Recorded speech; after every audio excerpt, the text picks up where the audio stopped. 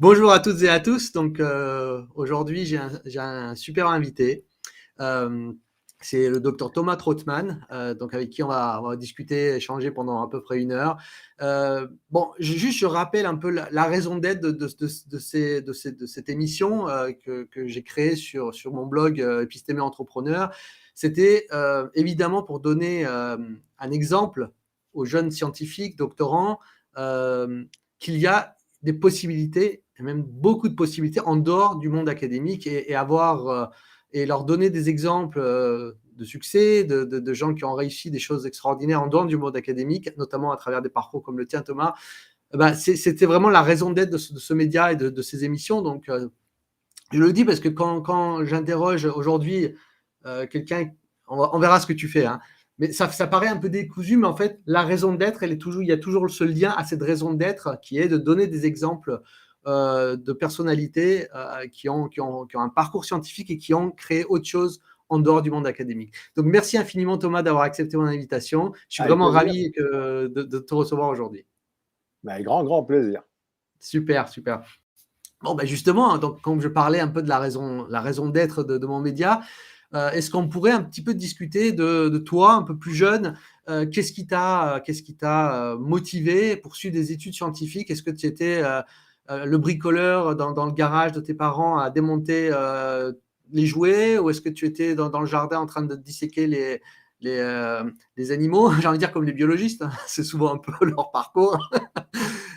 Est-ce que tu avais déjà ça dans le sang, ou est-ce que ça a été comme beaucoup, on va dire, à la veille du bac, tu t'es dit, tiens, je vais faire des études de sciences? Quel a été ton parcours Non, j'ai fait partie de ce que j'aime bien appeler la deuxième vague de l'informatique. hmm. C'est-à-dire que je suis un peu plus jeune et heureusement toujours vivant de ce fait que des Jobs, que des Gates, etc., de 10-15 ans. Je fais partie de cette deuxième vague. C'est-à-dire qu'ils ont créé les machins et nous, on a commencé à jouer avec. Hmm. Donc, à l'âge de 16 ans, j'ai vraiment accroché à l'informatique. Euh, alors, ça va faire rire une grande partie de l'audience, mais on travaillait sur des machins qui s'appelaient TRS-80, ZX-81, les machins qui n'avaient même pas assez de mémoire pour tracer un cercle. Ça s'arrêtait aux 2 tiers du cercle avec des gros pavés parce que la mémoire tenait plus. Donc, je passais mes samedis là-dedans. Je faisais partie du club informatique. J'ai créé 2 expositions d'informatique dans la ville où j'habitais, qui était Hmm. Béziers, dans le sud de la France. Donc, complètement accroché. Donc, la voie normale, dirais-je, était de faire des études d'ingénieur. Hmm. J'ai eu cette chance, en fait, parce que je vois, j'ai un fils qui maintenant a commencé ses études et qui ne savait pas où il allait, et il ne sait toujours pas trop ce qu'il veut faire. Moi, j'avais la chance de savoir exactement ce que je voulais faire. Je voulais être ingénieur en informatique. Voilà. Donc, Et au niveau familial, tu les gens. avais, tu avais un environnement scientifique, ingénierial, entrepreneurial. C'était dans quoi tu baignais? Non, alors mes parents sont nés pendant la Deuxième Guerre mondiale, donc ils ont très vite bossé. Euh, Mon papa était PDG, donc quelque part, ça m'a donné, je pense très jeune, cette envie un jour d'être chef. Hmm. Je pense. J'ai même retrouvé une petite figurine d'un petit schtroumpf chez moi, enfin chez mon papa, feu mon papa, et il y avait encore le nom de TIC, Troutman International Corporation. Donc j'avais déjà L'envie de. le- Ouais. la soif du pouvoir dans ma tête.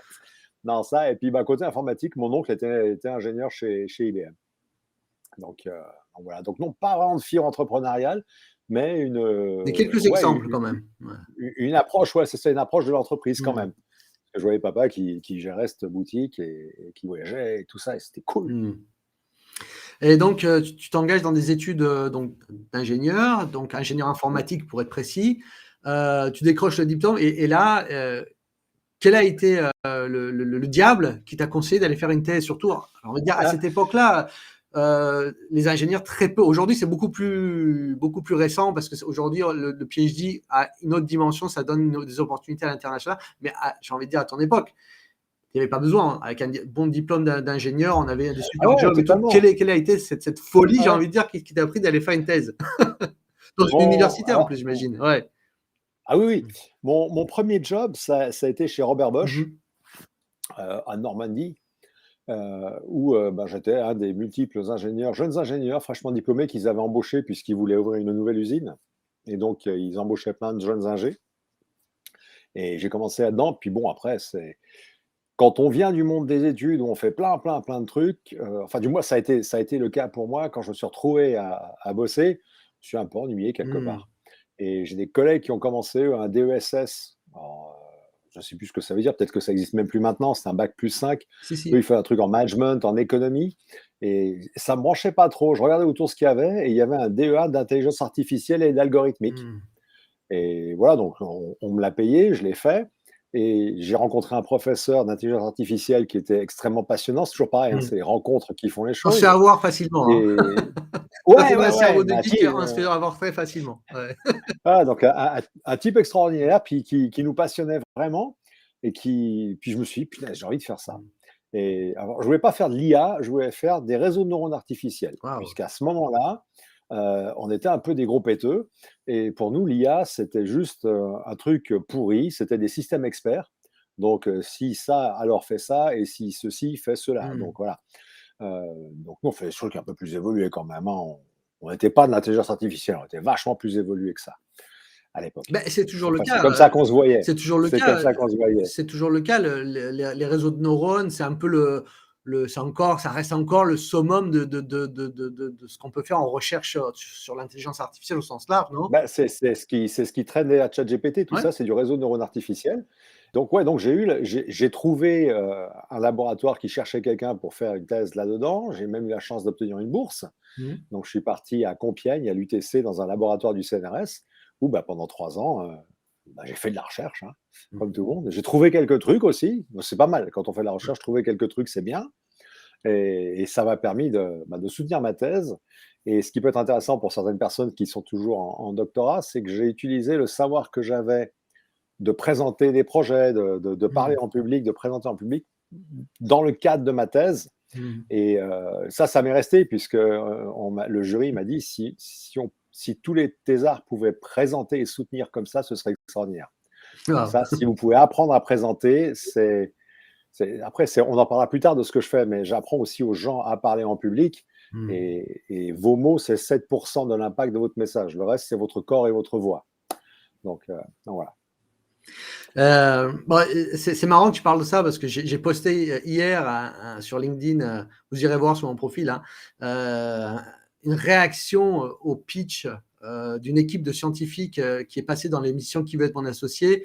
Mmh. qui a malheureusement été catastrophique bon voilà, indépendamment de ce qu'ils font est certainement très intéressant, mais Ah le oui, pitch a oui. été tellement catastrophique que voilà donc mais je te taguerai parce que j'aimerais bien avoir ton feedback sur ce que j'ai écrit, enfin pas c'était une petite aparté.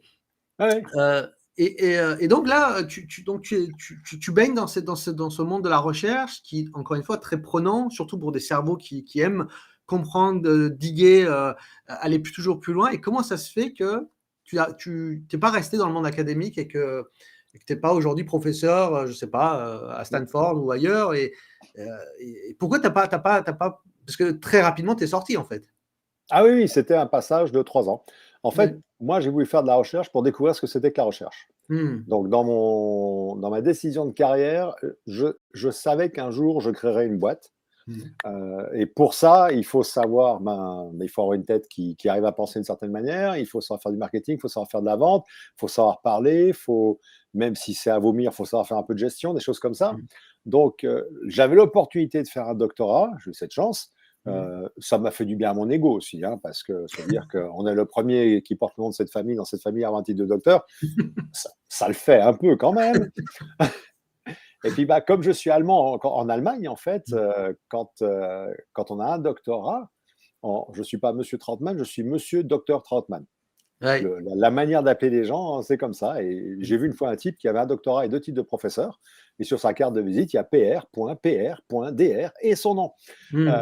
Donc bon, voilà. Après, les Italiens, tout le monde est dottore, donc Ouais. ils aiment bien ça aussi. Les pires, c'est les Malaisiens. Je ne sais pas si tu as déjà regardé les titres Non, universitaires des Malaisiens, bah, c'est à rallonge, hein. Ça va de d'accord, professeur à ingénieur à en fait, ils mettent tout. Ils mettent d'accord, ils mettent tout, la totale. et ils ont les records des extensions. Mmh. Ouais, ouais. Donc oui, moi je voulais faire ça pour voir, j'avais aucune intention de rester au monde de la recherche. Et j'ai d'ailleurs cherché, à faire mon doctorat dans le cadre d'un projet réel, Mmh mh. pas juste, purement théorique. Je travaillais, sur un projet financé par l'Europe. Je ne sais pas s'il existe encore, ça s'appelait les projets Esprit, où donc il y avait des entreprises qui travaillaient des universités pour faire avancer les choses. Donc ça m'a gardé un pied dans la réalité, sans être péjoratif par rapport au reste. Et puis, Mais et puis voilà. en plus, le sujet on va dire, la thématique de ta thèse, qui est les réseaux de neurones, pour quelqu'un qui est formé, on va dire, aux sciences formelles, l'informatique, c'est la chapelle sciences formelles, on va dire. Hein. Absolument, C'est ouais. très rationnel, c'est des zéros et des 1, c'est de la logique, etc., c'est de l'algorithme. Et là, tu viens dans un monde qui a le pied entre deux mondes, en fait. Un pied dans le monde des sciences formelles, évidemment, puisque c'est de l'informatique, puis un pied aussi dans les neurosciences, puisque vous vous inspirez par biomimétisme de beaucoup de ce qu'on comprenait à l'époque, et même aujourd'hui, du fonctionnement cérébral, puis même c'est même un des objectifs, c'est de connecter les neurones à l'informatique avec l'électronique. Donc, il faut comprendre comment ces deux mondes peuvent se parler. Et donc, c'est, on va dire, la première fois où tu es confronté à la compréhension du cerveau, j'ai envie de dire. Est-ce que c'est ce que Ouais, j'ai alors juste? non, ça remonte à plus, parce que faire de l'informatique, quelque part, c'est jouer avec du cerveau. Parce que l'informatique, c'est de l'intelligence pure. C'est voir comment l'autre pense et comment l'autre écrit et comment l'autre crée quelque chose qui permet de faire des calculs, des choses comme ça. Donc, il y a toujours ce lien. C'est des métiers qui n'ont aucune tangibilité. C'est Oui. des métiers qui sont purement, alors pareil, c'est juste pour qualifier, purement intellectuels. Ce ne sont pas des métiers manuels. Et donc, on se confronte à d'autres cerveaux, et ça, c'est passionnant quelque part, c'est le début. Après, les réseaux de neurones artificiels, c'est des mathématiques. C'est clairement des modèles mathématiques qui émulent des choses et dont on essaie de les faire se rapprocher de la réalité. Le modèle sur lequel je travaille, moi, je m'intéressais beaucoup au réseau. Alors attention, il faut s'accrocher aux branches là. Au réseau de neurones artificiels à apprentissage non supervisé. Hein. Alors, le titre de la thèse, c'est très drôle. Quand j'ai ma première année de thèse, on est forcément invité, quand on est dans un labo, à aller assister aux soutenances des autres. Et quand on voit le titre, on se dit, mais ils sont complètement déjantés d'écrire des titres pareils, personne ne les comprend. Ensuite, on prend peur parce que quand on assiste à la soutenance, on se dit, je vais jamais y arriver. Et puis le jour où on écrit sa propre thèse et qu'on écrit son propre titre, et ben on fait comme tout le monde. Hein. On fait un truc absolument monstrueux qui fait bien suer tout le monde. Donc je sais plus. Je vois exactement. Je crois que mon truc, c'était les réseaux d'apprentissage. Une architecture dynamique pour les réseaux de neurones d'apprentissage non supervisés, leur application à l'analyse des données, un truc comme ça. Enfin, un machin, on ne peut pas dormir avec ça. Bon, et Voilà. donc, tu soutiens cette thèse, et aux grandes dames, j'imagine, de ton labo, tu quittes le monde académique, parce que évidemment, eux, ils aiment bien essaimer des doctorants, enfin parce que la science, je rappelle pour ceux qui ne connaissent pas, ça fonctionne en chapelle. Hein, donc, quand on a une petite chapelle, on aime bien essaimer des apôtres à droite à gauche pour qu'ils aillent, comment dire, apporter notre belle parole dans d'autres labos. Et voilà, ça fonctionne comme ça. Donc, j'imagine qu'il y avait un petit peu. Comment ça s'est passé justement, le fait que tu sors du monde académique? Est-ce que tu en as voulu? Est-ce que ça s'est bien passé? On t'a encouragé? Comment ça s'est passé? Je ne sais pas s'ils ont le temps de m'en vouloir, parce que j'avais déjà signé un contrat pour commencer à bosser chez Hewlett-Packard. Donc, j'ai même, et ça a été moyennement apprécié par mon directeur de thèse à un moment donné, il m'a dit, Thomas, arrête, le jury, il a ses disponibilités, ils ne viennent pas en fonction du début de ton contrat d'embauche. Bah oui. Parce que je voulais absolument soutenir à telle date, parce que Bah oui. j'avais mon job, quoi. Incroyable. Bon, voilà, donc ça s'est fait très vite. Après, je suis retourné donc, dans une boîte comme HP, donc qui était forcément une boîte d'informatique, mais où là, j'ai commencé à glisser vers le côté plus humain. Alors, c'est un truc qui revient souvent parce que c'est très important pour moi. C'est-à-dire que je faisais de la localisation. Je m'occupais de projets de localisation pour la division qui faisait les premiers PC pour la famille. Et la Waouh. localisation, c'est convertir tous les textes, toutes les brochures américano-américaine en anglais, le français québécois en français, le mexicain en espagnol, enfin pour que ce soit utilisable en Europe. Donc je gérais ces projets-là, parce qu'en fait ça me permettait de me rapprocher du client, parce que quelque part l'informatique c'est chouette, quand on est chef de projet c'est chouette, mais on est dans son coin, on fait sa petite cuisine dans son coin et on parle à personne. Et moi je suis très vite devenu une très grande gueule, donc j'ai besoin de parler aux gens. Et HP était une boîte qui, par la même occasion, permettait de changer de fonction. Enfin, à ce moment-là, cette boîte permettait de le faire. Et c'est comme ça que j'ai pu basculer, comme je dis toujours, du côté obscur de la force, c'est-à-dire que je suis passé au marketing. Donc, toutes les blagues de merde que j'avais sur le marketing en tant qu'ingénieur, il a fallu que je les change parce qu'elles étaient plus valables. Bah, Mais bon, c'était toujours dans mon projet d'ajouter des hmm. briques pour un jour pouvoir faire mon propre projet. C'est super intéressant parce que encore une fois, c'est vraiment un exemple. Hein. On voit bien qu'on n'est pas scotché à ses études initiales, même à une thèse, parce que tout ça, c'est des bagages qu'on se rajoute et qui nous rajoutent du poids dans le monde académique. Et en fait, on peut très bien s'en détacher. En fait, c'est un mindset. C'est vraiment très intéressant. Hein. C'est vraiment un mindset. C'est cette espèce de boulet quand ça accroche à la jambe. En fait, il est dans la tête. Et à partir du moment où tu l'as pas, tu peux très bien papillonner, pas Ouais, papillonner totalement. même, je veux dire construire, parce que on va le voir au fur et à mesure. Ce que tu fais aujourd'hui est vraiment une construction de toutes ces expériences, de Ouais, tout ce que tu as de tout ton parcours. ouais. Et donc c'est pas justement justement, je retire le mot que j'ai utilisé, papillonner. C'est pas du tout ça. Tu as construit quelque chose aujourd'hui qui fait réellement sens par rapport à ce point initial, on va dire. Donc ça, c'est vraiment super intéressant. Ouais, ouais. Alors, je pense qu'il est important pour les gens de comprendre. Moi, c'est un truc qui m'avait choqué quand j'ai commencé mes études d'ingé. C'était le fameux jour du bizutage. On était avec un parrain de 5e année d'école d'ingé. Et je lui dis, mais bon sang de bonsoir, j'ai regardé le programme. Alors, je veux bien que maths sup, maths spé, on mange des maths H24, pas de problème. Mais il y a encore des maths en cycle ingénieur après. Je lui dis, mais c'est pas possible, c'est pénible. Il m'a fait, non, ça te construit un esprit, ça te construit une manière de penser. Et effectivement, 5 ans après, je m'en suis rendu compte, et ça marche toujours, et ça marche aussi quand on fait la recherche. On a une manière d'analyser et de voir les problèmes complètement différente des autres. Il y a des gens qui commencent à réfléchir à aller par-ci, par-là. Juste, la plupart du temps, quand je suis face à un problème, j'ai comme un algorithme qui se construit et je sais exactement par quelles étapes je dois passer. Quand je veux lancer un nouveau produit, paf, paf, paf, c'est la même chose. Je veux lancer une nouvelle boutique, je fais la même chose. Et la recherche, elle, m'a permis de savoir comment aller chercher et comment classer l'information. Donc, on arrive avec en fait un savoir-faire et un savoir-être qui est ce qui est le plus important quelque Mmh. part.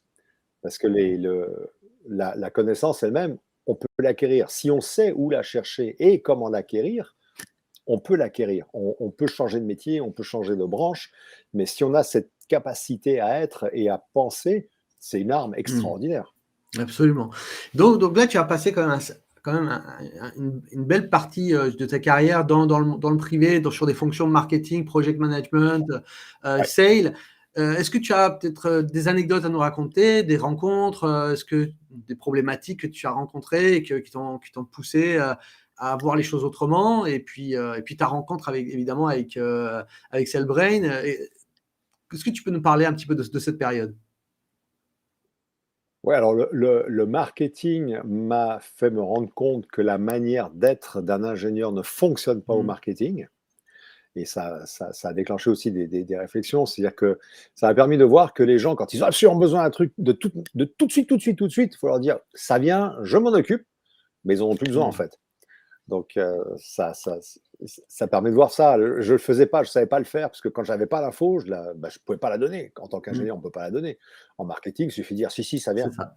Et ça rassure tout le monde. Après, bon, il faut la Mmh. fournir quand. Il y a un moment donné, il va quand même falloir fournir l'information. Hein. Mmh. Mais, mais ça permet de découvrir ce genre de choses-là. Ça permet de voir aussi que quand on fait des choses, et ça a été. J'étais une véritable peste quand j'ai travaillé chez America Online, chez AOL en Irlande, où j'étais dans une unité de développement. Et j'étais quasiment le seul, enfin le seul, on était deux, trois du Mmh. marketing, des vrais marketeurs. Donc même avec un passé d'ingénieur, on avait quand même une vision Mmh. marketing. Et c'est d'aller expliquer à des jeunes ingés que tu t'éclates là, tu fais du code qui est sympa, mais il sert à que dalle ton truc. Il sert à rien. Il va pas être vendu. Donc, en résumé, tu nous fais Mmh. perdre de l'argent. Mais c'est arrivé à un point que les RH m'ont convoqué et m'ont dit, Thomas, tu parles plus aux ingénieurs, s'il te plaît. Parce que le dernier, il est venu en pleurant dans mon bureau. Tu parles à leur chef, d'accord? Et leur chef, j'avais l'autorisation du directeur de la boîte de leur dire, à partir de maintenant, on vous coupe les crédits. Vos machins, ils produisent pas ou ils s'éclatent, voilà, on coupe les crédits, votre projet il est mort et vous allez faire autre chose. C'était c'était Et ça a permis de voir c'était en ça quelle aussi. année ça? 2000. 2000. Donc il y a 22 ans, il y Moi, a je suis 24 ans. rentré dans le monde de l'Internet, j'étais super stratège sur ce coup-là. Je suis rentré dans le monde de l'Internet au moment où la bulle Tu a sais pourquoi éclaté. je te demande la date? Parce que ça fait 24 ans là. Cette anecdote-là, cet été, enfin cet été, même pas cet été, juste un peu je pense que c'était avant les vacances de Noël, on a eu le coup d'État de l'équipe scientifique de OpenAI contre Sam Altman, qui est lui le Oui, marketeur, on va dire le businessman. C'est ouais, un coup d'État ouais. scientifique, c'est-à-dire les mecs qui voulaient continuer à s'éclater, à faire des algorithmes et à s'amuser avec l'IA, alors que lui, non, lui, c'est proche de marché, quoi, c'est l'argent. Et c'était vraiment, on Mais a il y a un assisté à moment un donné, il coup faut d'État, en vivre, fait. hein. Et donc, c'est Ouais, ouais. 24 ans après, Mais le c'est plus toujours marrant, c'est récurrent, cette que histoire. C'est fou, hein. ah bah, mais ouais, il y a cette problématique-là. Alors après, on peut, l'avantage quand on vient du milieu ingénieur dans ce genre de boutique, c'est super intéressant parce que je gérais le marketing pour le premier client email Mmh. mobile. Alors là, maintenant, c'est super classe sur les portables. Faut imaginer qu'on faisait ça avec un Nokia avec un écran noir, hein, on arrivait à envoyer des emails. Faut voir le machin quand même, hein. Et je faisais travailler parce qu'évidemment, chacun faisait dans son coin. Les Allemands chez AOL faisaient de leur truc, les Français, etc. Donc, on est arrivé à tous se mettre ensemble et à faire un produit européen qui Waouh. marchait bien. Mmh.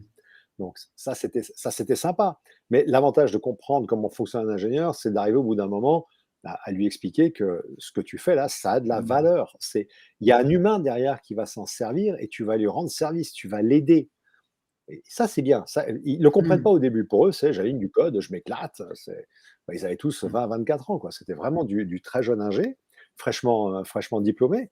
Non, 24 ans plutôt, hein, 24, 25 ans. Fraîchement diplômé dans un pays comme l'Irlande qui avait reçu des Mmh. subventions européennes de folie. Les mecs, ils étaient Mmh. blindés, quoi. Ils étaient blindés. Mais voilà, il a fallu leur faire comprendre que les temps allaient être durs et qu'à un moment donné, il faut qu'il y ait de l'argent qui rentre dans la boutique. Donc ça, c'était sympa. Et après, je suis revenu d'Irlande en France et j'ai commencé à bosser chez un fabricant de mobilier Mmh. de bureau, Steelcase, le plus grand fabricant de mobilier de bureau. J'étais responsable de plusieurs lignes de produits et d'un nouveau produit qu'on a développé.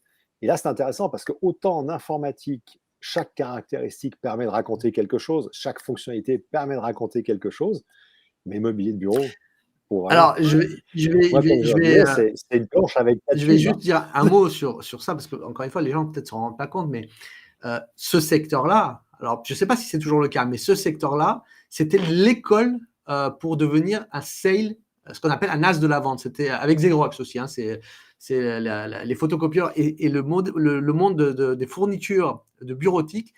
Les gens qui rentraient là-dedans, ils sortaient de là, c'était des as de la vente. Je ne sais pas si c'est toujours le cas aujourd'hui, mais en tout cas, à ton époque, c'était sûr et certain que c'était là où il fallait être pour devenir. C'était vraiment Ah bah meilleur que toutes les business les schools, c'était là qu'il fallait être. vendeurs, c'était des tueurs, hein, Mmh. on avait les très, très, très bons étaient impressionnants. Mmh. Donc nous, au marketing et encore une fois, c'est là où c'était marrant, c'est qu'on se retrouve dans un milieu qui est très produit, ah, ça sent le bois, c'est cool, c'est du design, c'est des Mmh. couleurs, c'est chouette et ils ont lâché un espèce d'énergumène comme moi au milieu du marketing.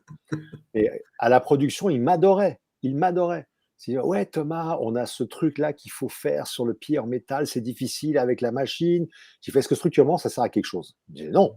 Je dis, bah, design, enfin, marketing, ça sert à rien, vous me le virez.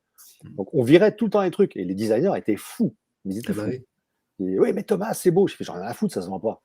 Tu veux que je te dise, moi. Donc, mais par contre, ça m'a appris à raconter des histoires.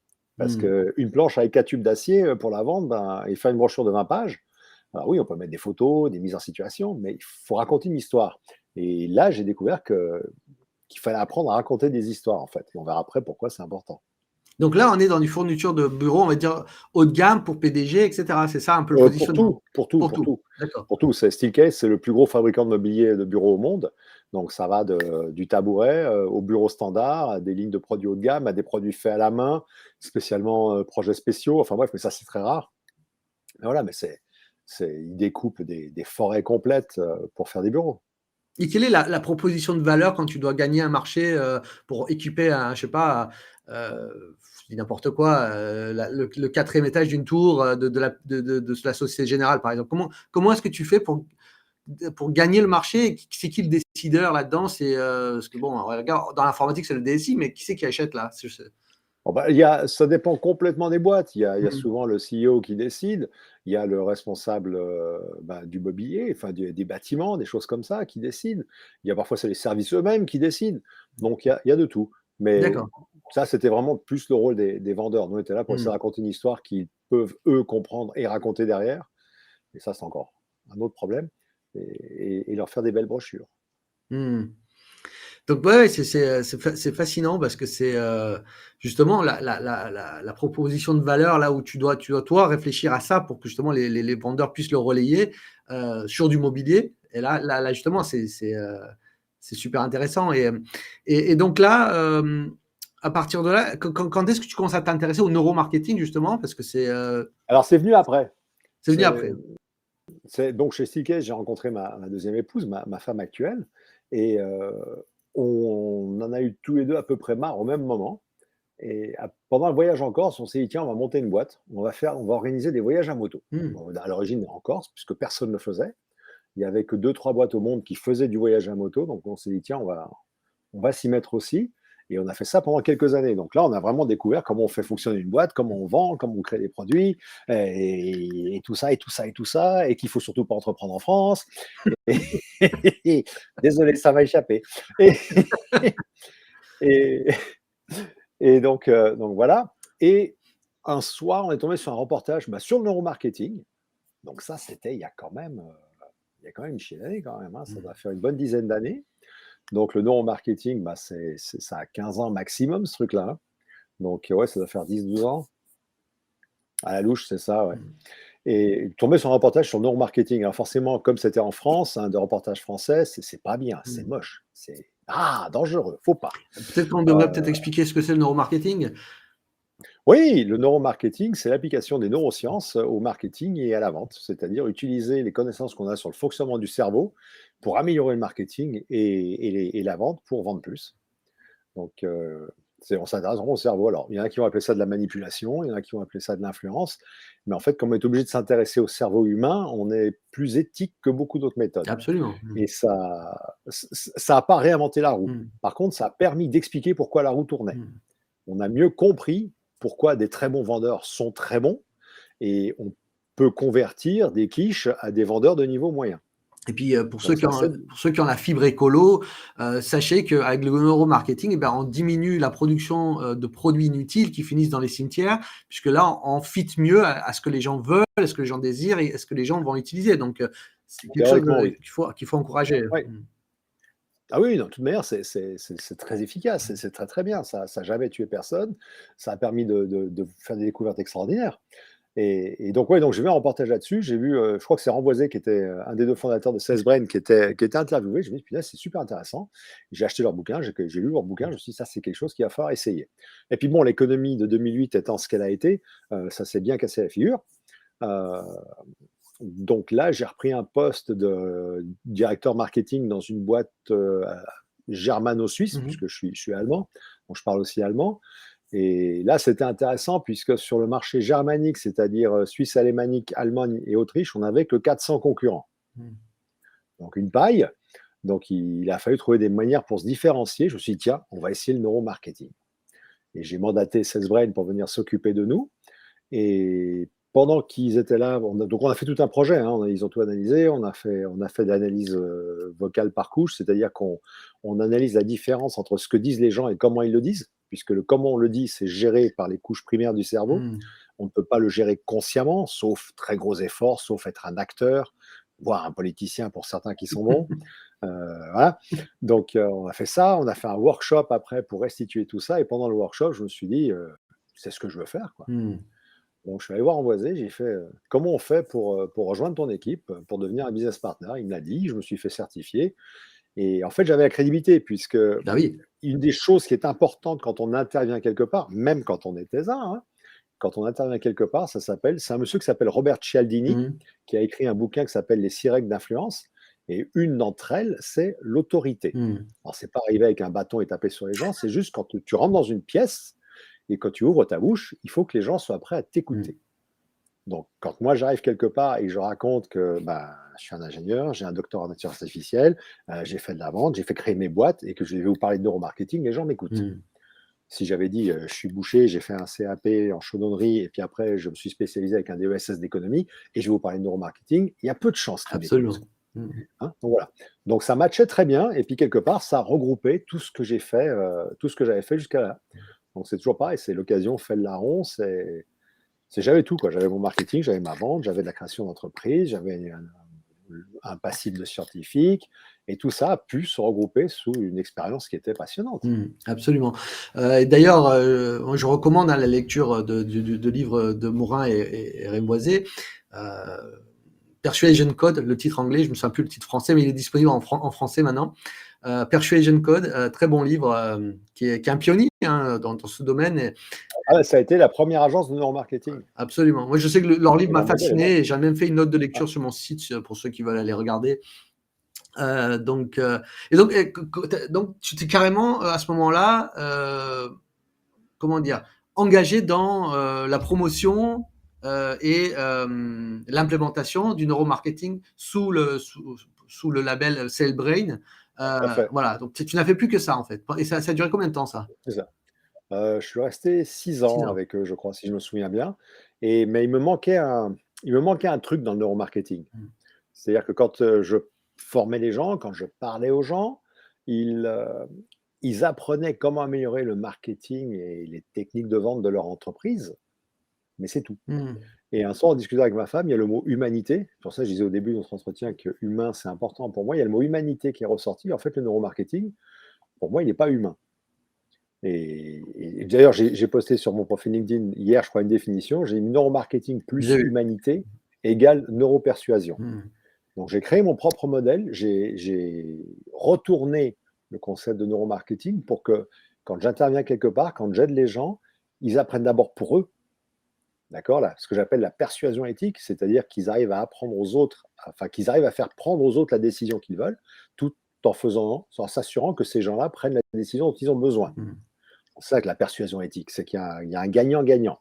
Bon, je me sers des neurosciences pour ça, pour arriver à apprendre aux gens comment faire ça. Et après, on peut implémenter ça dans la vente, dans la stratégie, dans la récurrence des clients, toutes ces choses-là. Et on se sert en fait des dernières neurosciences pour y arriver. Euh, et, et pourquoi tu t'es positionné sur l'activité coaching, puisque tu aurais pu le faire comme SailBrain en consultant, ou même tu aurais peut-être pensé, je ne sais pas, tu aurais peut-être allé vers le produit et inventer, je sais pas, travailler une techno. Pourquoi le coaching en particulier? Quel a été le déclencheur de ce positionnement, en particulier? Et en plus, tu as un positionnement encore plus particulier, puisque tu te spécialises, on va dire, sur la relation du couple, chef d'entreprise et sa compagne ou son compagnon, parce qu'évidemment, quand on est sous pression en tant que chef d'entreprise, on amène les problèmes à la maison. Ben, les problèmes à la maison s'éparpillent, enfin, comment dire, ne s'éparpillent pas. Oui, c'est un serpent en Voilà, fait qui se mord la queue. c'est un cercle vicieux et ça finit par avoir impacté le business impacte la relation de couple, etc. Pourquoi est-ce que tu es allé dans ce sens-là, en fait? Alors, au début, je faisais de la formation. Mmh. Je formais les gens à mon modèle pour qu'ils puissent l'utiliser et l'implémenter avec le succès qui était le leur, qui était franchement sympathique. Et... Mais après, il y a toujours des gens qui disaient ouais, mais j'aimerais bien un soutien. Mmh. J'aimerais bien que tu m'aides à aller plus loin. Donc, c'est quelque chose auquel je pensais. Effectivement, en créant la persuasion éthique, à côté de ça, je me suis intéressé, enfin, ça faisait déjà quelques années que je m'y intéressais aux différences entre les cerveaux masculins et féminins. Mmh. Parce que, comme je dis toujours, on n'est pas égaux. Mmh. On est juste complémentaires. Notre évolution, l'évolution de l'espèce humaine a fait que nos cerveaux sont complémentaires, ont des rôles différents, des fonctionnalités différentes. Et ce qui marchait très bien quand notre cerveau a cessé d'évoluer, puisqu'il a cessé d'évoluer entre 100 000 et Mmh. 50 000 ans, donc quand on était encore dans des cavernes, euh, ce qui marchait bien à ce moment-là rend les choses extrêmement complexes au XXIe siècle, Absolument. Mmh. puisque notre cerveau rationnel nous a fait adapter le monde autour de nous, mais dans les couches qui nous font résonner, vibrer avec l'autre partenaire, avec le monde, on a toujours ces vieux processus, et on a d'ailleurs identifié plus de 180 biais cognitifs qui drivent nos décisions. Donc, enfin, qui nous font faire des âneries, hein, Mmh. puisque la partie du cerveau qui prend les décisions, donc ça a été scientifiquement démontré, il n'y a plus de doute à ce sujet, il y a même un monsieur qui a reçu un prix Nobel, il s'appelle Daniel Kahneman, Mmh. je vous recommande son bouquin, qui en anglais c'est Thinking Fast and Slow, qui démontre donc en fait qu'effectivement les décisions sont prises au niveau primaire du cerveau, sur les couches basses du cerveau, et qu'on les rationalise ensuite, et pas l'inverse. Mmh. Et donc le problème, c'est que ce cerveau primaire, je dirais que sa phrase de vente, c'est vaut mieux être vivant et stupide que mort et intelligent. Absolument. Alors, on peut résumer un peu nos prises de Mmh. décision à ça. Donc j'avais ça. Et dernièrement, fin d'année dernière, je me suis fait certifier comme business coach 10X, Mmh. 10X, par un monsieur qui s'appelle Grant Ah, Cardone aux oui, j'ai vu, États-Unis, j'ai vu. Mmh. qui est un king de la vente et du social. Et donc, on n'est pas beaucoup, hein, on est 100 ou 200 dans le monde à être certifiés. Et donc, au coaching, effectivement. Et j'ai donc ciblé les gens que j'aime le plus dans le monde du business, qui sont les entrepreneurs, les chefs Mmh mh. d'entreprise. Et étant moi-même un entrepreneur et un chef d'entreprise marié, Mmh. je connais ces problématiques. Donc, mon idée, c'est que ces gens ne vivent pas ce que moi j'ai pu vivre ou ce que je peux encore vivre Mmh. certains jours d'ailleurs. Et Donc, voilà. parce que tu m'as dit que enfin, je veux pas rentrer dans l'intime de ta vie, mais bah, c'est pour comprendre en fait le cheminement. Mais est-ce que dans tes vies passées, d'hommes mariés passés, euh, ce que tu sais aujourd'hui aurait pu t'aider à éventuellement ou est-ce que c'était inévitable, ou est-ce que ça a contribué justement à ta réflexion? Comment est-ce que tu vois ça? Non, mon divorce, mon premier divorce, parce que pour l'instant, je ne suis pas encore divorcé, la deuxième fois. Euh, non, mon premier divorce, c'était une erreur. Mmh. Le deuxième, bah, ça me permet pour l'instant de toujours être avec mon épouse, Mmh. qui a une patience évangélique et angélique, pardon, pour me supporter, et, et à qui je ne peux pas tout faire tous les coups, forcément, puisqu'elle a relu mon bouquin Mmh. sur le couple. Donc, elle me dit, non, non, ça, je connais, tu ne me fais pas ça. Euh, mais ça me permet, après parfois, je m'y prends mal puisque je n'explique pas ce que je suis en train de faire, donc il faudrait que je l'explique pour que ça passe mieux, mais ça permet de passer à travers pas mal d'orages. Mmh. Tout particulièrement la technique de ne pas déclencher les processus d'attaque-fuite que qu'on a automatiquement. À l'époque, c'était quand on se faisait attaquer par un ennemi ou qu'on attaquait un animal, on avait ce processus qui est extraordinaire. Juste l'expliquer vite fait, c'est on a le cerveau envoie de l'adrénaline, donc ça accélère, le rythme cardiaque accélère, le rythme respiratoire accélère, il y a de la cortisone qui est renvoyée pour qu'on soit plus résistant à la douleur, le sang se retire doucement des membres, là où il n'est pas nécessaire pour éviter de trop saigner. Donc on est une machine de guerre. Mmh. Il y a 100 000 ans, ça avait du Eh sens. oui. Aujourd'hui, il suffit que madame dise à monsieur, chéri, il faut qu'on parle, pour que ce processus se déclenche. C'est complètement dingue. Ou alors que ça, c'était pas bien fait. Ouais. Et madame part en live. Mmh. Donc, et on a ce gros problème, nous les humains, c'est que la redescente d'adrénaline nous prend Mmh mh. énormément de temps. Chez les animaux, ça peut venir comme ça. Mmh mh. Ça monte, ça redescend. Ils vont s'énerver. Alors, moi, je suis un passionné de chevaux. Le cheval vit dans la peur, donc forcément, il prend des shoots terribles. Et on peut voir un cheval partir en live et 2 secondes après, il a l'œil terne, il broute. Mmh. Voilà. Chez nous, on peut pas. Nous, on va rester des heures Et ça rumine à derrière. tourner là-dedans. Ouais. Je vais les tuer, je vais la tuer, je vais me le faire.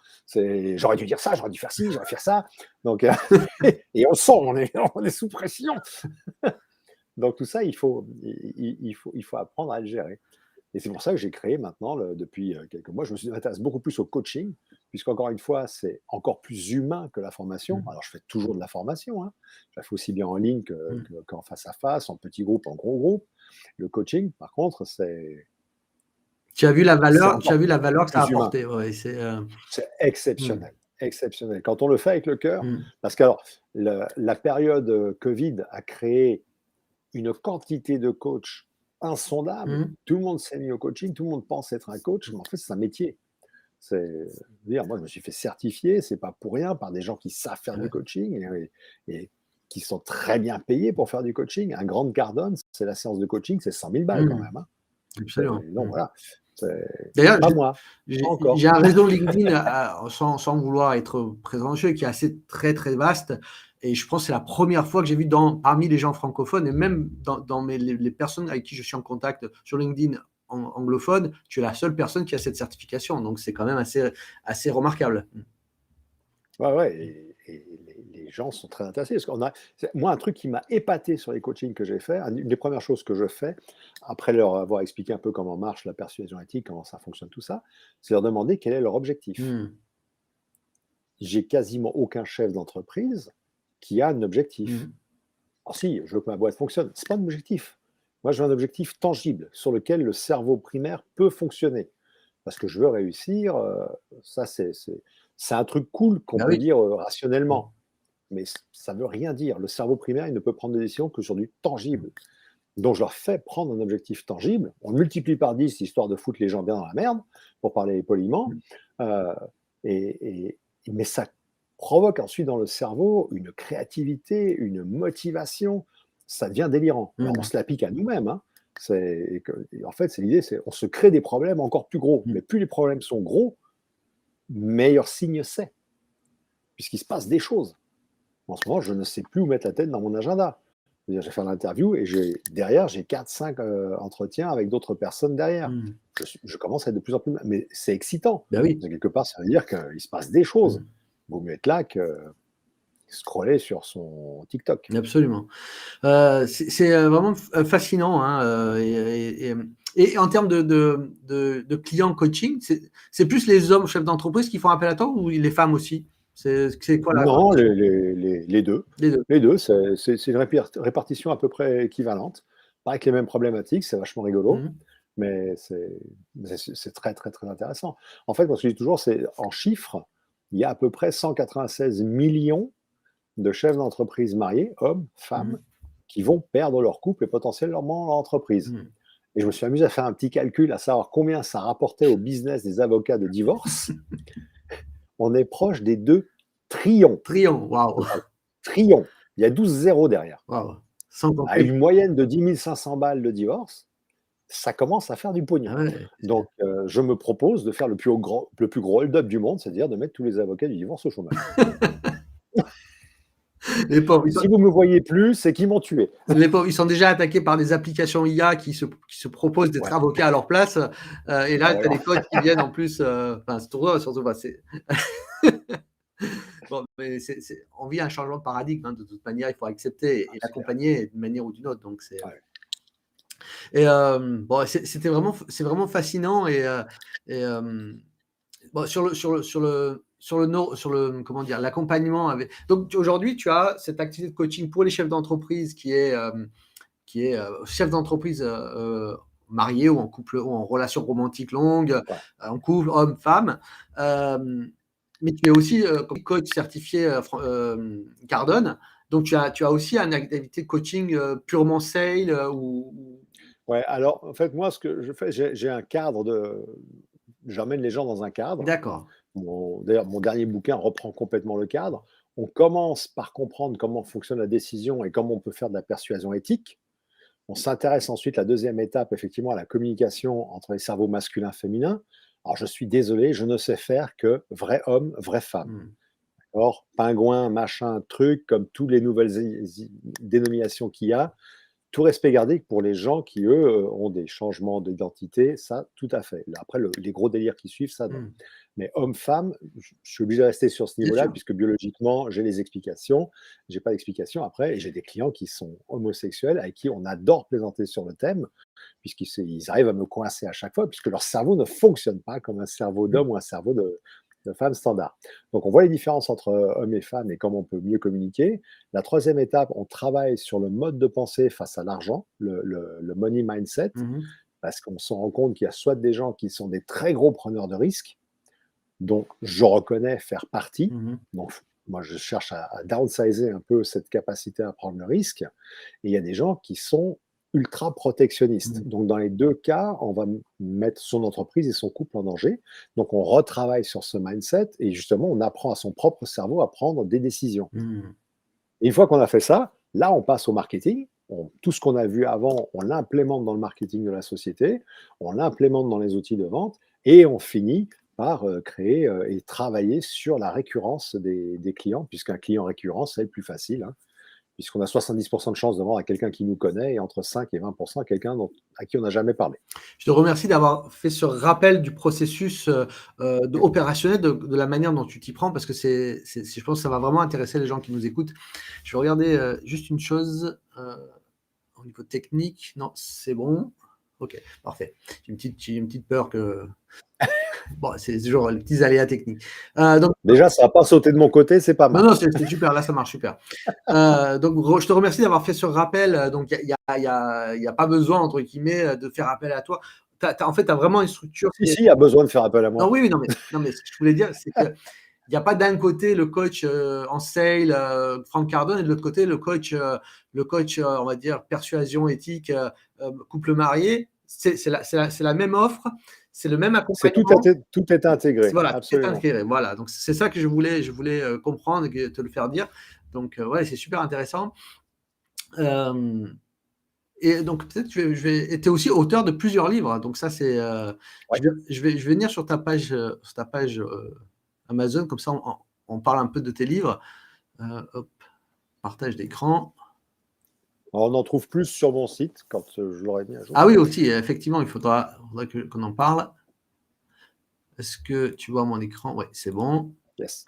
Alors, je vais les classer par date de parution. Voilà. Donc, le dernier en date, c'est Obtenez plus, donc de confiance, de succès et de fun, de votre couple et client grâce à votre cerveau. Donc, ça, c'est vraiment, on va dire, le fondement de ton accompagnement de coaching actuel.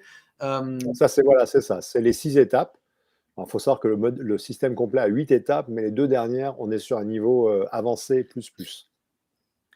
Donc, le livre reprend les 6 étapes, celles sur lesquelles j'aide le plus, en fait. Et est disponible en anglais aussi, éventuellement. Ouais. Tu es aussi auteur de 2 livres que là, je vois, là, donc le système du cerveau agile. Ouais. Et là, tu t'es fait plaisir, j'imagine, tu es revenu un peu à tes premiers amours, Ça, la révolution. c'était pour rigoler. Ouais. Est-ce que tu veux nous en parler ou on se concentre sur. Ouais, non, alors le système du cerveau agile, il y a aussi la version anglaise qui est le Decision Hack System, Voilà, il est là. qui sont là pour aider les gens à prendre leurs propres décisions, toujours pareil, en se servant du cerveau, en comprenant le fonctionnement du cerveau. Mmh. Bon, forcément, Obtenez plus, c'est le livre donc pour les chefs d'entreprise mariés, Obtenez plus donc de confiance, de succès et de fun, aussi bien dans votre couple que que de vos clients. Mmh. Donc ça, c'est celui qui reprend l'architecture des 6 étapes. Puis après, il y a eu d'autres livres comme Y a-t-il un cerveau dans votre couple, qui lui est spécifiquement dédié aux différences entre les cerveaux. Puis après, alors, il y en a beaucoup en anglais. Voilà, Y a-t-il un cerveau dans votre couple? Ça, c'est un des premiers publiés sur Amazon, qui lui est purement sur les relations entre les cerveaux masculins et féminins. D'accord. Donc, Il y a aussi, ça peut parler entre-temps, aux il y a eu Je suis managers, un ça peut entrepreneur marcher. marié, sortez-moi de là. Ouais, ça peut parler aux managers, aux employés, à n'importe qui, en fait. Là, ça parle à tout le monde. Voilà, Ça, c'est ouais, pour tout le monde. OK. Ça, c'est vraiment, on est dans un couple et qu'est-ce qui se on peut même être dans un nouveau couple. C'est vachement intéressant parce qu'il y a quand je rencontre des gens qui me disent: «Ah, je viens de me séparer», j'ai fait: «Je te parie que ta dernière relation a duré tant de mois Mmh. et que vous avez eu à peu près tant de rapports sexuels». «Mais comment tu sais ça?» Je dis: «Bah, je t'explique, parce que le cerveau, fonctionne comme ça. À tel moment, il s'est passé ça dans la chimie de ton cerveau, à tel moment, il s'est passé ça dans le cerveau de l'homme en face de toi. Si je parle à une femme ou donc si je parle à un homme, tu as fait ça tant de fois, il s'est passé ça». Et puis: «Ah merde, c'est vrai». Et encore une fois, on parle de généralité, il y a toujours des Mmh. exceptions, hein. Il y a toujours des gens qui vont me dire: «Oui, moi non, ça se passe pas comme ça». Je sais. Parfait. Donc, écoute, donc là, sur Amazon, vous tapez évidemment Thomas Trottmann, vous tombez sur sa page auteur, et le dernier en date, c'est Obtenez plus. Mais évidemment, vous pouvez évidemment aller regarder les autres livres que je vous recommande. Donc, on va arrêter le partage, on va revenir à tous les deux. C'est vraiment fascinant. Et aujourd'hui, en termes de veille scientifique, quelle est ta façon de travailler? Est-ce que tu continues à te nourrir parce que le progrès dans les neurosciences sont dingues. Hein. Évidemment, il n'y a pas un jour, il n'y a pas une nouveauté qui me bluffe. Est-ce que tu continues un peu à t'y intéresser? Et quel est ton niveau d'intéressement? Est-ce que tu vas carrément chercher dans les articles scientifiques des neurosciences? À quelle profondeur tu pousses, on va dire, la veille scientifique dans ce monde-là? Non, là, pour le moment, non, très franchement, parce que j'ai une base très solide sur laquelle travailler, de choses qui ont été prouvées, qui sont stables Mmh. scientifiquement. Et il y a un moment donné, et je pense que ça, c'est aussi important tout par exemple pour les thésards qui nous écoutent, il y a un moment donné, il faut arrêter de chercher. Il faut Mmh. restituer.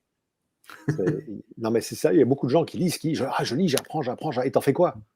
Mmh. Mais j'en fais rien, ben voilà, c'est pas la peine. Il y a un Mmh. moment donné, il faut commencer, ce qu'on a appris, faut l'utiliser, il faut aider les autres. Je veux dire, Mmh. on est là pour ça, je pense. Je pense. Absolument. Alors après, peut-être qu'il faut atteindre un certain âge, une certaine maturité. En anecdote, c'était très intéressant. Lors de la certification chez Grant Cardone, puisque la dernière étape se fait aux États-Unis, on était une soixantaine à se faire certifier sur ce batch-là. Et je regardais autour de moi, je disais, punaise, on a tous la cinquantaine bien tapée quand même, hein.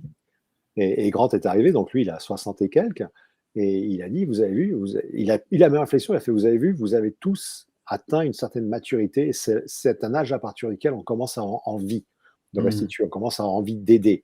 Bien sûr qu'on veut faire de l'argent en même temps, c'est quand même mieux, mais on a cette envie d'aider l'autre, d'intervenir, donc c'est pour ça, il y a un moment donné, il faut y aller, quoi. Donc, il est clair que quand il y a des nouveautés qui arrivent, bah, je les vois sur mes feeds, etc. Je vois si je peux les intégrer ou pas, mais sinon, je suis sur quelque chose qui est déjà bien établi. Absolument. D'ailleurs, les fondements de ce que tu nous as expliqué, à partir du moment où on les a compris, ça fait depuis le néolithique quasiment qu'ils ont pu bouger dans le cerveau humain. Donc Voilà, même il un n'y a, peu avant, y mais a pas de quoi s'énerver. ouais, c'est ça. Non, non, non, mais il y a des trucs, on découvre, en fait, 90% des connaissances qu'on a à l'heure actuelle sur le cerveau, elles ont moins de 15 ans. C'est complètement dingue. Ouais, c'est ça. Il y a Elon Musk qui va aller sur Mars, on est déjà allé sur la Lune, on est allé au fond de la fosse des Mariannes, on connaît des choses exceptionnelles tout autour de nous, mais nous, ce qu'on a entre les deux oreilles, on a encore du mal à cerner le machin. Mais il a fallu développer des outils qui nous permettent d'analyser des cerveaux vivants et fonctionnels et en pleine santé pour pouvoir commencer à voir comment ça fonctionne. Une des dernières études que j'avais vues, c'était sur le langage. Alors, on sait que l'homme utilise le langage dans son cortex gauche. D'ailleurs, mesdames, si vous voulez faire ralentir monsieur, faites-le parler, puisque nous gérons également la sexualité du côté gauche. Donc l'homme, c'est soit il parle, soit il agit. La femme gère le langage dans toute la superficie, dans tout le cerveau, donc elle est capable de faire du multitâche. C'est pour ça qu'elles peuvent parler pendant l'acte. Et que nous, on arrive à passer un grognement, et genre, t'aimes ça, et on passe à la suite. Donc, on voit encore qu'il y a encore des choses qui évoluent. Certains mots du langage allument le système limbique, tout en étant référencé dans une partie du néocortex, tout en étant référencé du côté du langage. C'est super intéressant. Ouais, c'est effectivement c'est fascinant, et surtout leur application dans notre vie de tous les jours est absolument dingue. Peut-être qu'on arrive un petit peu à la fin de cet entretien. Est-ce que tu aimerais évoquer un sujet que j'ai pas abordé en particulier, aussi bien sur ton parcours que sur ton activité? Non, je pense qu'on a bien fait le tour. Moi, je dirais aux gens, souriez. Souriez, parce que moi, c'est pour ça que je fais les choses. Je fais les choses parce que je veux. Bon, pourquoi je fais les choses? C'est pour voir les gens sourire. C'est quand je fais un sourire, un vrai sourire avec les petites rides là, j'alimente mon cerveau, j'envoie un message à mon cerveau primaire comme quoi je suis content, donc il me récompense avec des endorphines, donc je souris encore plus. Toi, quand j'ai souri, j'ai vu ton visage, tu as souri aussi. Peut-être que les gens derrière ont souri, donc vous recevez un shoot d'endorphine et on fait sourire plus de monde comme ça. Donc plus on sourit, meilleur sera le monde. Voilà, c'est ma petite utopie à moi. Absolument. L'empreinte émotionnelle qu'on laisse est plus importante que les Ah bah bâtiments qu'on l'on construit. c'est très joliment dit ça. Ouais, c'est pas de moi, hein, Oui, mais c'est pas joli de quand moi. même. Ouais, c'est Christophe Hague qui est chercheur à l'école de management de Lyon, qui a écrit un livre qui s'appelle La contagion émotionnelle, qui est un superbe livre sur justement le fait que les êtres humains, au-delà du langage, au-delà du rationnel, communiquent énormément par contagion émotionnelle. Et donc un peu le grand motto, je dirais, de ce livre, c'est faites attention à l'empreinte émotionnelle que vous laissez Ah oui, durant on votre vie transmet une vivante. énergie, on raisonne avec les gens. Je veux dire, dans la formule de la persuasion éthique, qui a 4 paramètres, il y a 2 paramètres qui sont typiquement sur soi-même, sur qui vous êtes et pourquoi vous faites les choses, qui vont provoquer une résonance avec les gens. On peut pas fonctionner bien avec tout le monde, c'est pas vrai. J'explique aux gens en fait qu'il y a 2% de notre marché qui ont besoin de nous là, maintenant, tout de suite. Il y en a 38% qui sont potentiellement intéressés, il y en a 60% qui n'ont strictement rien à faire. Et la plupart vont courir après les 60%, avec qui on ne va jamais raisonner, ça ne va jamais marcher. Alors qu'il faut se focaliser sur les 2%, et à qui on raisonne immédiatement, ça marche, ça match. Enfin, on le voit, il y a des gens à qui ça clique tout de suite. Et il y a des gens, on essaie de les persuader de quelque chose, de leur vendre quelque chose, et ça ne marchera jamais. Il faut passer à quelqu'un d'autre, et voilà. Ce travail sur le purpose, la raison d'être, ça c'est quelque chose qui est important pour toi, et tu le Ah ouais. mènes avec tes clients. Ouais. Ah oui, ça fait partie de la formule à persuasion éthique. Et le qui êtes-vous, bah, les auditeurs qui ont envie ou les gens qui assistent là, qui ont envie de se poser la question qui êtes-vous, elle est super intéressante. On va dire, ouais, bah, je suis Thomas. Mais non, Thomas, c'est le prénom qui m'a été donné par les parents. Bon, je ne suis pas Thomas. Puis des Thomas, il y en a une palanquée autour. Hein. Je suis Thomas Trautmann. Oui, mais Trautmann, c'est mon nom de famille. C'est un héritage. Alors oui, je suis un coach. Oui, mais des coachs, il y en a beaucoup. Hein.